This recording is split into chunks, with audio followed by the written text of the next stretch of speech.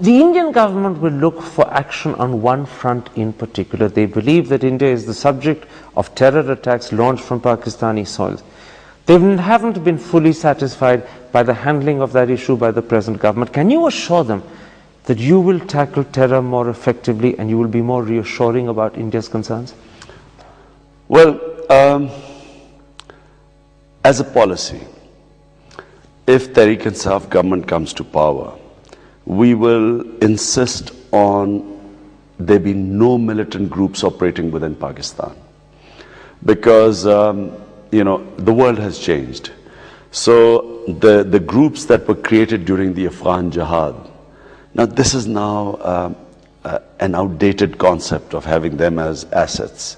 Time has come to not only remove all militant groups, disarm them, but also a de-weaponization in Pakistan because it is causing massive problems within the country. So therefore, once that issue disappears, once there are no militant groups within Pakistan, I think that issue will disappear. Let me press this like this. The LET was supposedly declared a militant group and proscribed way back in 2002. But it simply remorphed and reappeared as Jamaat-ul-Dawa and Falah Insaniyat, and it operates freely, as you know. Hafiz Saeed, its leader, regularly makes anti-India hate speeches. Will you put a stop to that?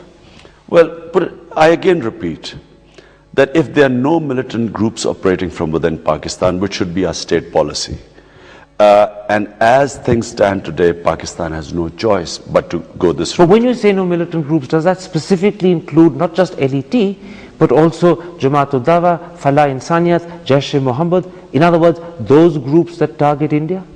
Well, not just India. There are groups that are targeting people within Pakistan. We have a number of militant groups. But you're not answering my question. The Indians will think you're evading it. No. When I say that no militant groups, it means no militant groups. Including Jamaat-ul-Dawa? Exactly. There would not be any militant groups operating within Pakistan. Can I ask you something? How can I be more specific than that? Would you name Jamaat-ul-Dawa, Falah Insaniyat and Hafiz Saeed and say that you'll put a check to these three people? Will you name them? Look, I'm living in Pakistan. Pakistan at the moment is the most polarized country in the world. A governor gets shot, his assassin becomes a hero. There's no point instead of becoming a hero right now in this country where there's no rule of law. Life is very cheap here. So just let me make a policy statement. Don't just go into details. As a policy statement, it should answer your question. No militant groups operating from within Pakistan. Let me raise a second concern that India has. They believe, and the Americans agree, and similarly believe, that the ISI has been involved in carrying out terror attacks against India, whether it's through the Haqqani group targeting the Indian embassy in Kabul, or whether it's through the LET targeting Mumbai in 2008. Will you rein in the ISI? Well, again, in your last interview, I said, as the Prime Minister of a country, where the responsibility lies, so should the authority be with me. It's not going to happen that here's me holding responsibility and some group is operating independently, whether it's ISI or any other group. So the answer is ISI and the army would be under a civilian government control. And if I can't do it, I'd much rather resign.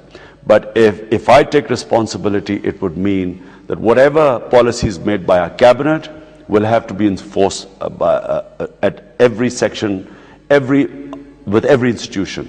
Now, when the subject of India-Pakistan relations, the point I want to underline by repeating is that Imran Khan as Prime Minister will be the boss not just of the army but specifically of the ISI, and the ISI will thereafter not be involved in targeting India in terms of terror. But ISI and army are the same thing. So you will stop it completely? I'm saying that if I, as the Prime Minister, elected Prime Minister who has the mandate of the people, if every institution is not under the civilian government, I'd much rather resign.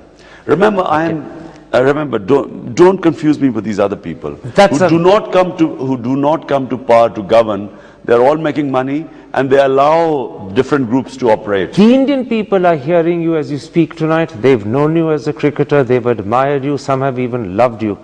Is this a promise you're making them? I'm not only making a promise to the Indian people, I think I'm making a promise to anyone.